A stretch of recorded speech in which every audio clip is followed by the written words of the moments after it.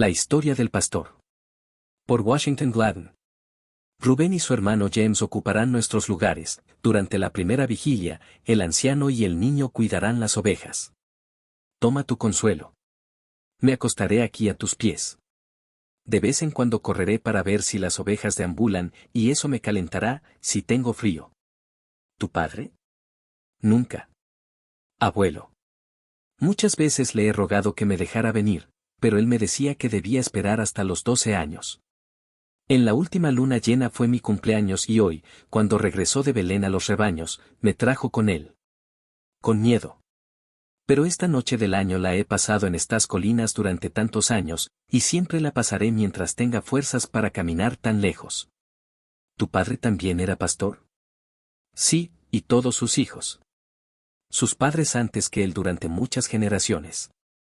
En estas colinas mis antepasados han guardado sus ovejas durante no sé cuánto tiempo. Estaba leyendo a uno de los viejos médicos, quien decía, nadie haga de su hijo un camellero, un barbero, un marinero, un pastor o un comerciante. Son llamamientos deshonestos. Me enojé cuando lo leyó, pero yo callé. Yo mismo he oído a menudo estas palabras últimamente de boca de los médicos de las sinagogas, pero no es prudente responderles. ¿De dónde sacaron sus ideas? No lo sé. De los egipcios, creo, más que de los profetas. Todos los egipcios odian a los pastores y nunca pueden hablar de ellos sin burlarse. Quizás aún no hayan olvidado cómo los pastores los conquistaron y gobernaron durante generaciones. Sin embargo, hay alguna razón por la que se debe despreciar el llamamiento de los pastores. Muchos de ellos son hombres rudos y feroces. Vivir tan constantemente al aire libre hace que sus modales sean rudos y su temperamento duro. Suelen ser pendencieros. Las luchas sangrientas que solía ver entre ellos, en los pozos del sur del país, donde llevaban sus rebaños a abrevar y cada uno quería tener la primera oportunidad de llegar al pozo, espero que nunca las veas. Deben ser hombres valientes, de pies ligeros, de miembros fuertes y de corazón valiente, pero los hombres valientes no siempre son pendencieros. Muchos pastores que he conocido tenían un corazón tan puro y gentil como el de un niño. Y entre ellos estuvieron los hombres más piadosos que he conocido. Si el pastor ha aprendido a pensar, a comunicarse con su propia alma, tiene tiempo para pensar y tiempo para orar. Más de uno con quien he velado en estos montes se sabía de memoria todos los salmos de David y muchos de los libros de los profetas. Los doctores de las sinagogas solo enseñan la ley, los pastores aman más los salmos y los profetas. No olvidan que el propio rey David era un joven pastor. Fue en estas mismas colinas donde crió las ovejas de su padre. Fue en ese barranco de allá, en esa ladera, que él, un simple mozalbete, agarró por la barba y mató al león y al oso que atacaban a las ovejas. Fue en esa ladera, un poco hacia el sur, donde el mensajero lo encontró con sus rebaños cuando lo llamó a casa para ser ungido por el profeta Samuel. Cuando los médicos hablan con tanto desprecio de los pastores, me pregunto si no recuerdan que el gran rey escribió, «El Señor es mi pastor». ¿Cómo puede ser tan mezquino nuestro llamamiento como dicen, cuando David, que fue llamado del redil de las ovejas, alaba al mismo Eterno como a su pastor? Pero escucha. ¿Qué ruido es el que escucho? Hay un problema entre las ovejas. Y el callado a su derecha y corrió rápidamente hasta la cima de la colina. Era un muchacho fuerte, de constitución grande y un corredor rápido, y la honda en su mano era un arma segura. El anciano lo miraba con orgullo. Mientras saltaba sobre las rocas, y se decía a sí mismo, pero el corazón del muchacho es valiente y debe aprender a afrontar los peligros. Esperaré un momento. En ese momento las ovejas llegaron acurrucadas alrededor de la colina aterrorizadas. El rápido y débil balido de las ovejas demostró que habían visto un enemigo. El anciano se levantó y se apresuró en la dirección en la que el muchacho había desaparecido. Joseph acababa de regresar, sin aliento, del barranco de abajo. Las ovejas de este lado del saliente lo habían visto y huían. Justo cuando llegué a la cima de la colina, él estaba arrastrándose por el extremo del saliente de abajo, listo para saltar sobre una oveja que estaba pastando cerca. Lo primero que supo fue que una piedra de mi honda lo golpeó y se fue aullando colina abajo. Creo que le rompí la pierna, porque iba sobre 3 patas y yo le acerqué mientras corría tras él, pero se arrastró hasta un lugar estrecho entre las rocas del desfiladero de allá abajo, y no pude seguirlo. Estos lobos solteros son cobardes. Siempre es seguro enfrentarlos. Cuando vienen en paquetes, es otra cosa. Pero este tipo se mantendrá a una distancia segura durante el resto de la noche, puedes estar seguro. Volvamos a nuestro refugio y reunamos a las ovejas.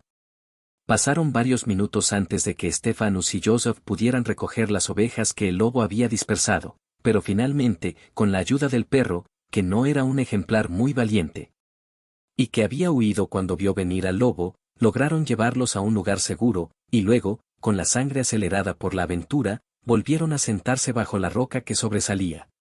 ¿Que siempre pasaste esta noche con los rebaños en el campo?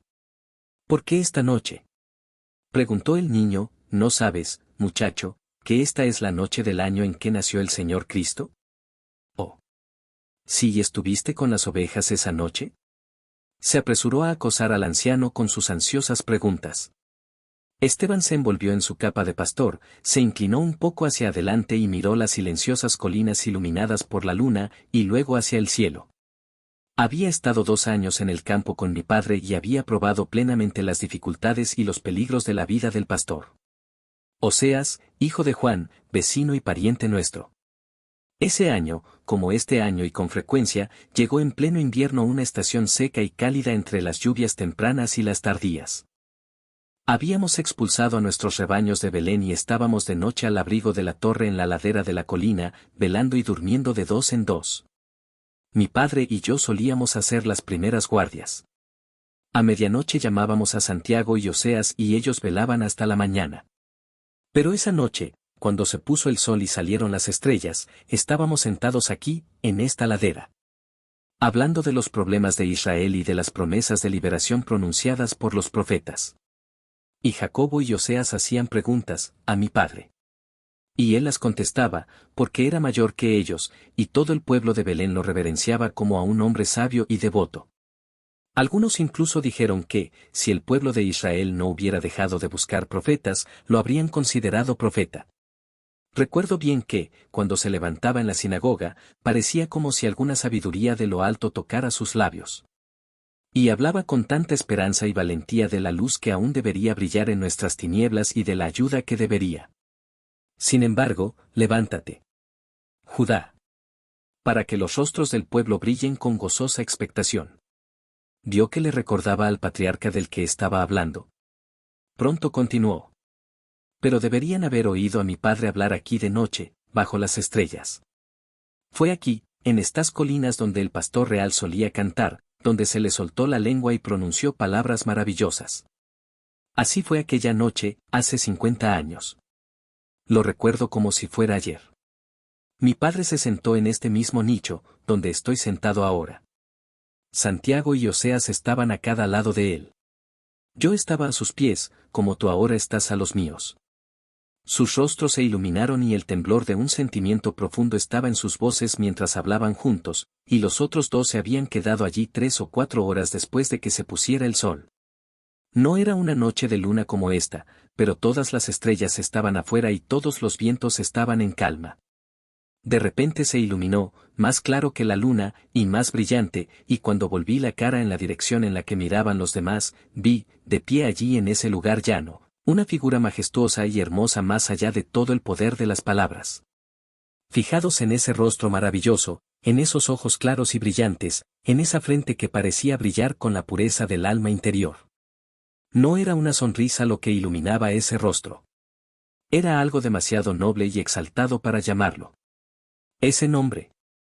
Era una mirada que hablaba de poder y paz, de alegría y triunfo. Solo sabía que lo que veía era glorioso, demasiado glorioso para que lo vieran ojos mortales.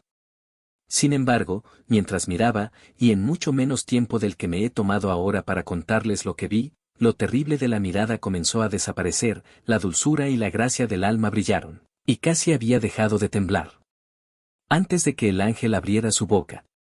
Y cuando habló, su voz, más clara que la de cualquier trompeta y más dulce que la de cualquier laúd, disipó todos mis temores, gente. Porque os ha nacido hoy, en la ciudad de David, un Salvador, que es el Mesías, el Rey. Y esta es la señal para vosotros. Hallaréis a un niño envuelto en pañales y acostado en un pesebre, en nuestra memoria, de modo que nunca pudimos olvidar una sílaba de lo que dijo. Y luego, antes de que tuviéramos tiempo de responder, se volvió un poco y levantó el rostro hacia el cielo. Y, en un tono mucho más alto que el de que nos había hablado, pero tan dulce que no nos sobresaltó en absoluto, salió de sus labios el primer acorde del gran cántico, se detuvo un momento, y los ecos, uno tras otro, de las colinas cercanas y de las lejanas, llegaron volando hasta nosotros, de modo que supe por una vez lo que quería decir el profeta cuando dijo que todas las montañas y las colinas deberían estallar en cantos, pero antes de que los ecos se hubieran apagado por completo. Comenzamos a escuchar otras voces sobre nuestras cabezas, un gran coro, retomando la melodía que el ángel había cantado primero. Al principio parecía oscuro y lejano, pero gradualmente se fue acercando, y llenó todo el aire, llenó toda la tierra, llenó todas nuestras almas con una dulzura fascinante. Gloria a Dios en las alturas, esa fue la parte más grandiosa. Parecía como si no pudiera haber un lugar tan elevado que esa tensión no lo alcanzara, y ningún lugar tan feliz que esa voz no lo hiciera estremecerse con una nueva alegría. Pero luego vinieron los tonos más suaves, menos grandiosos, pero aún más dulces, paz en la tierra, buena voluntad para los hombres, durante 50 años antes de volver a escucharlo. Pero esa noche la tierra era musical como el cielo. Deberías haber escuchado los ecos que regresaron, cuando el coro de los ángeles cesó, de todas estas montañas y todas estas pequeñas colinas de todos lados. Allí la gloria se desvaneció del cielo y las estrellas volvieron de nuevo, y no se escuchó ningún sonido excepto la débil voz de un corderito, llamando a su madre. Vayamos ahora mismo a Belén, y veamos esto que ha sucedido, que el Señor nos ha hecho saber. ¿Olvidaré ese viaje de noche? No hablamos muchas palabras, ya que recorrimos rápidamente los 20 estadios, la conversación parecía completamente mansa, pero de vez en cuando mi padre prorrumpía en una canción, y los demás se unían al coro. Tan cansados de correr que no pudimos encontrar voz para cantar, y palabras como estas del profeta fueron las únicas que pudieron dar voz a nuestros corazones hinchados, y alégrense, oh tierra, y prorrumpan en cantos, oh montes, porque el Señor ha consolado a su pueblo, y tendrá misericordia de sus afligidos. Paz, que trae buenas nuevas, que publica la salvación. La constelación de Cecil, llamada por los griegos Orión, se estaba poniendo en el oeste. No sabíamos a dónde ir. Solo teníamos la señal del ángel por la cual conoceríamos al niño Mesías. Era un bebé de un día. Estaba acostado en un pesebre. En el fondo de la posada, una linterna colgaba de una cuerda tendida de un poste a otro. Guiados por su luz entramos y encontramos el patio lleno de bestias de carga, señal de que la posada estaba llena de viajeros. En el refugio abovedado de la posada yacían todos los que podían encontrar espacio. Algunos que no podían dormir estaban sentados esperando tristemente la mañana. Dos mujeres ancianas cerca de la entrada hablaban en voz baja. Dijo mi padre. Un niño varón más hermoso que cualquiera que mis ojos hayan visto jamás. Está acostado en un pesebre allí en la cueva que sirve de establo. Su rostro benigno estaba apoyado en su bastón encima del pesebre. Junto a él yacía una hermosa y joven madre, con la mejilla apoyada en las manos entrelazadas sobre el borde de la cuna tallada en la roca. Y sobre él se había echado una túnica púrpura, sobre la cual yacía el niño. Una lámpara, colocada sobre un saliente de la pared de la cueva, ardía brillantemente cerca. Los grandes ojos del maravilloso niño vagaban por la habitación, su mano tocaba sus labios de su madre. Esperé a oírlo abrir la boca y hablar. Mi padre lo rompió con su saludo, gritó. Este hijo tuyo es un príncipe y un salvador. Nos llevó a la puerta del establo y, al vernos adorar allí, corrió a llamar a otros que estaban despiertos en la posada, de modo que cuando nos levantamos, un gran grupo estaba parado en la puerta, o justo dentro, contemplando al rey en su belleza y escuchando con gran asombro nuestra acción de gracias. Entonces mi padre les contó todas las cosas que habíamos oído y visto. El mensaje del ángel, el cántico en el aire, la gloria del Señor que se nos había aparecido y cómo rápidamente llegamos a Belén y encontramos las cosas como el ángel nos había dicho. Y es incluso, clamó, como el profeta mismo ha hablado, cuya salida es desde la antigüedad, desde la eternidad. Escuchó con una alegría tranquila y solemne, como quien decía en su corazón, ya lo sabía todo antes. Cuando mi padre terminó de hablar, todos nos inclinamos nuevamente ante el niño, y la madre lo levantó en brazos y colocó su mejilla contra la suya, sonriéndonos graciosamente, pero sin pronunciar palabra. Y salimos del establo y nos detuvimos nuevamente bajo las estrellas en el patio de la posada. Para entonces muchos de los viajeros ya estaban despiertos y un grupo ansioso se había reunido a nuestro alrededor, todos los cuales deseaban que se les informara de la señal que se nos había mostrado. Contamos nuestra historia a uno y a otro, demorándonos mucho tiempo para dar a conocer las buenas nuevas, hasta que apareció la estrella de la mañana y el amanecer comenzó a encenderse sobre las colinas orientales. Luego nos apresuramos a llegar a nuestros hogares en la ciudad y contamos a nuestros parientes lo que nos había sucedido. Temprano en la mañana regresamos a nuestros pastos y a nuestros rebaños, regocijándonos de estar nuevamente en el lugar donde la gloria de Dios había brillado y la música del cielo había llenado el aire. ¿Qué había estado contando? Sus ojos recorrieron de nuevo el circuito de las colinas iluminadas por la luna y se elevaron reverentemente hacia el cielo. Mi padre y yo estábamos en Jerusalén en la Pascua. Fue el año anterior a la muerte de mi padre, hace 17 años, fue la misma semana en que nuestro Señor fue crucificado. Mi padre era entonces un hombre anciano, de 85 años. Nuestra tienda estaba levantada en la ladera del Monte de los Olivos, cerca del camino a Betania.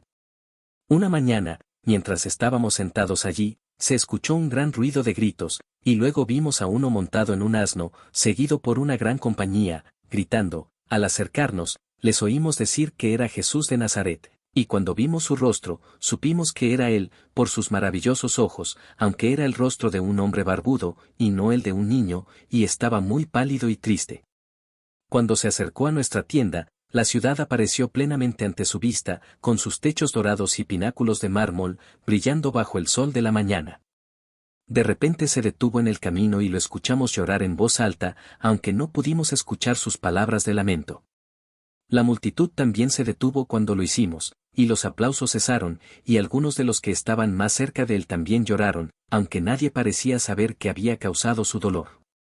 Pero pronto continuaron su camino, y antes de que llegaran al pie de la colina, otra multitud que salía de la ciudad les salió al encuentro, y oímos sus gritos de «Hosana en las alturas». Cuando entraban por la puerta de Jerusalén, había una sombra en su rostro, pero hablaba alegremente. Están tratando de hacerlo rey de los judíos, pero rey no lo será, al menos no a su manera. Sin embargo, de alguna manera sé que él será príncipe y libertador. No puedo entender, esperaré. Mi padre estaba frágil y enfermo y nos apresuramos a regresar a Belén. Apenas nos llegó la noticia de su muerte en la cruz cuando vino otro mensajero a decirnos que el sepulcro en el que había sido sepultado estaba vacío, que había resucitado de entre los muertos, de Israel, clamó. Es así que redime a su pueblo. Este Jesús no ha de ser el capitán de nuestros ejércitos, sino el salvador de nuestras almas. Su reino es el reino de justicia, y por eso es que el profeta ha dicho, lo dilatado de su gobierno y la paz no tendrán fin. Y una y otra vez gritaba, en verdad, este Jesús era el Hijo de Dios, el verdadero Rey de Israel. A medida que pasaban los meses, sus palabras eran cada vez más del Señor crucificado y resucitado, y vivía en una gran paz. Al final, cuando condujeron los rebaños a los pastos de pleno invierno, me rogó que fuera conmigo. Fue precisamente este día que vinimos, el mismo día del año en que nació el Señor. Estaba débil y tambaleante al caminar, pero se apoyó en mi brazo y llegamos lentamente. Por la noche dijo, lo envolví en mi abrigo de pieles y me senté aquí donde estoy ahora y donde él estaba sentado cuando vino el ángel. Aquella noche hablamos largamente aquí, bajo las estrellas, de aquel a quien habíamos aprendido a amar como Maestro y Señor, de las obras que había hecho y de las palabras que había pronunciado, tal como sus discípulos las habían contado. Habíamos estado en silencio por unos momentos, cuando miré hacia arriba y vi que su cabeza había caído hacia atrás contra la pared de roca. Salté hacia él.